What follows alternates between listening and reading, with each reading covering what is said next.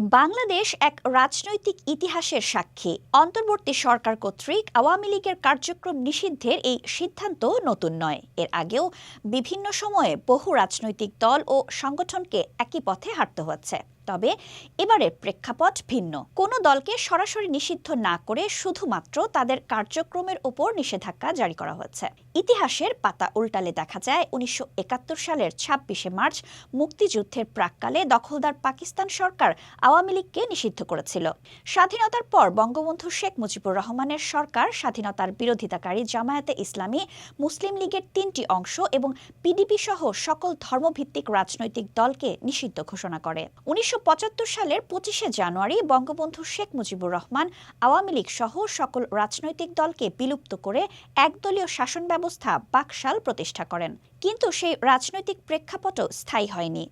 ৭৫-এর ১৫ই আগস্টের মর্মান্তিক ঘটনার পর সামরিক আইনের অধীনে বাকশাল সহ সকল রাজনৈতিক দলের কার্যক্রম বন্ধ করে দেওয়া হয়।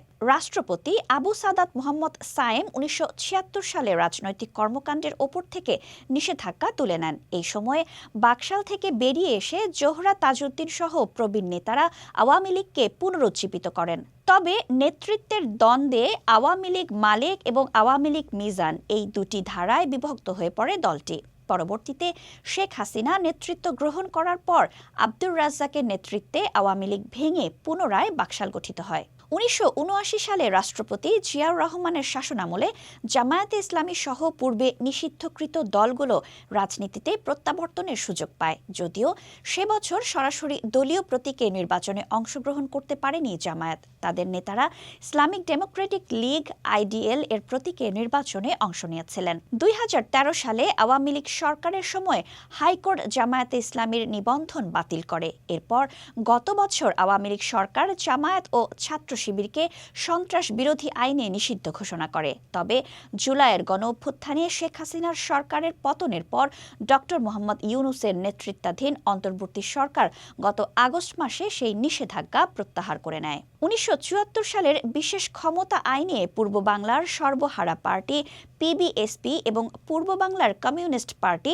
পিবিসিপিকে নিষিদ্ধ করা হয়েছিল। এই দুটি বামপন্থী মাওবাদী সংগঠন এখনও পর্যন্ত নিষিদ্ধ রয়েছে। এছাড়াও ২০০৫ সালে দেশব্যাপী বোমা হামলার পর জামায়াতুল মুজাহিদিন বাংলাদেশ জেএমবিকে সন্ত্রাস বিরোধী আইনে নিষিদ্ধ করা হয়।